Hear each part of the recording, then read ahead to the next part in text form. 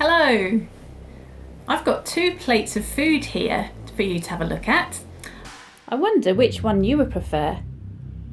If I have this one, I wonder if you'd want to swap with me. I think this one looks much nicer. But am I willing to swap my plate of tasty food for your rotten one? It depends how kind and generous I'm feeling, I suppose. We'll come back to that swap idea in a minute. Righteousness, that's the word we're thinking about this morning. It means right living God's way. We find out in the Bible that no one is righteous. Nobody lives God's way 100% all the time. And this is a problem for us because our unrighteousness, all the wrong things we do, all the wrong things we think, and all the wrong things we say stop us from being God's friends. So this is where the swap idea comes in.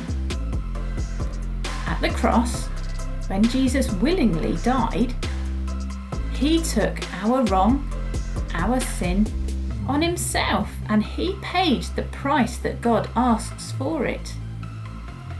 The brilliant news is that when we believe and trust what Jesus has done at the cross, Jesus gives us his righteousness. Jesus knows our own goodness isn't good enough for God. And so it's like he says, here you are, wear mine. This makes us right with God. God's friends, forgiven, accepted. Not because of anything we have done, but because of what Jesus has done. In Ephesians chapter 6 verse 14, it says, "Stand firm then, with the belt of truth buckled round your waist, with the breastplate of righteousness in place." A breastplate protects the heart. Putting on a breastplate of righteousness means that God's people choose to live God's way, because we trust Jesus and because we believe God's ways are best. We're often tempted to do the wrong thing, aren't we? To fight, to argue, to disobey our parents, to be selfish. So making the choice to put on the breastplate of righteousness is when we choose to do God's good ways and think God's good things. We're protecting and guarding our heart from evil.